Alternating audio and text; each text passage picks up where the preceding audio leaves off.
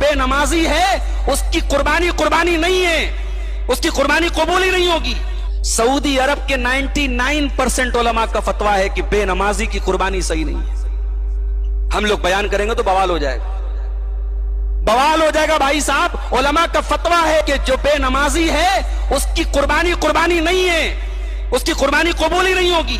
علماء کہتے ہیں کہ سال کے 360 دنوں میں یہ جو 10 دن ہیں، ذی الحجہ کا چاند نکلنے سے لے کر کے بقرعید والے دن تک، یہ 10 دن سال کے سب سے بہترین 10 دن ہیں۔ رمضان کا مہینہ بھی ان 10 دنوں کا مقابلہ نہیں کر سکتا، معاف کیجئے۔ رمضان کے آخری عشرے کی 10 راتوں کی فضیلت ہے، لیکن دن یہ 10 افضل ہے۔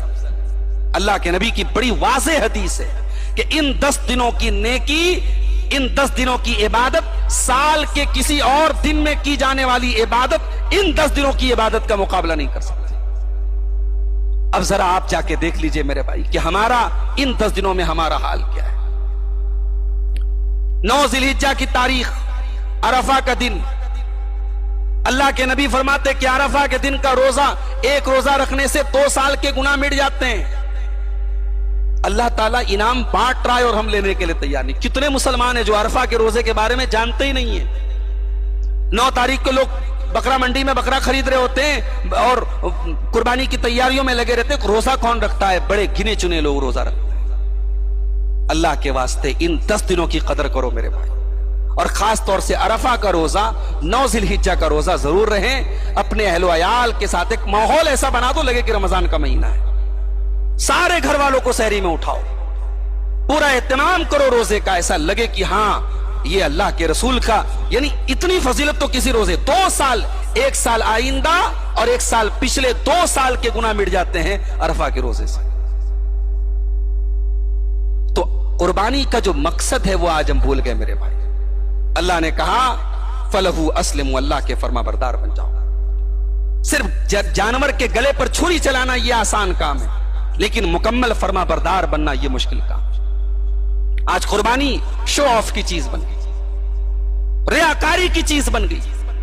قربانی کرنے والے اپنے جانوروں کی اتنی نمائش کرتے ہیں، اتنا بینا بانٹتے ہیں، اتنی تشہیر کرتے ہیں کہ اللہ کی پناہ ہے۔ ارے بھائی ٹھیک ہے، کوئی تھوڑا اچھا جانور لے آیا، کچھ تھوڑا اپنی حیثیت کے مطابق کمزور لے آیا، بھائی لاؤ، جو لائے ہو لا کے ذبح کرو۔ یہ شو آف کیوں کر رہے ہو؟ صاحب میں تو فلاں جگہ سے بکرا لایا، میرا بکرا تو یہ ہے، میرا بکرا تو وہ ہے۔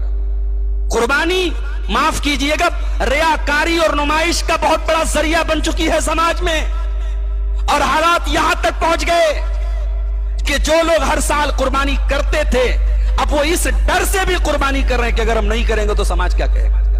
ارے سماج بھاڑ میں جائے، سماج، اس سماج کے چکر میں کتنے حرام کام ہو رہے ہیں اور اس سماج کے چکر میں کتنے حلال کام نہیں ہو رہے ہیں۔ سماج کے چکر میں پڑے ہو، اللہ کو راضی کرو۔ ایک مرتبہ حضرت امیر معاویہ نے حضرت عائشہ کو خط لکھا، کہا اماں عائشہ کوئی نصیحت کر دیجیے، ام المومنین کچھ نصیحت کر دیجیے۔ اماں عائشہ نے جواب میں لکھا وعلیکم السلام ورحمۃ اللہ وبرکاتہ، سلام کا جواب لکھا اور کہا کہ من عائشہ ام المومنین الی ابنہا معاویہ، یہ خط ہے ام المومنین عائشہ کی طرف سے ان کے بیٹے معاویہ کے نام۔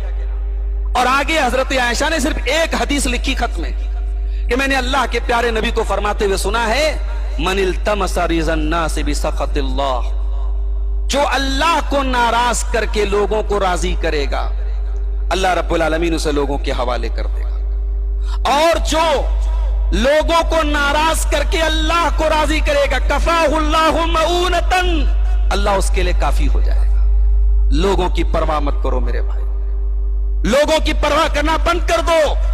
اگر قربانی کی استطاعت ہے تو کرو، اور قربانی کی استطاعت نہیں ہے تو یہ کوئی ریاکاری کی چیز نہیں ہے، کوئی دکھاوے کی چیز نہیں ہے۔ قربانی نہیں کرنے سے آپ کا اسٹیٹس نہیں گھٹ جائے گا، طاقت ہے تو کرو، نہیں ہے تو کوئی مسئلہ نہیں۔ لوگوں نے اسٹیٹس سمبل بنا لیا ہے، فلاں صاحب اتنے بکرے کی قربانی کر رہے ہیں، فلاں صاحب کیا اتنے کا جانور آیا، یعنی قربانی آج اسٹیٹس سمبل بن گئی، لوگوں کی شان دکھانے کا ذریعہ بن گئی۔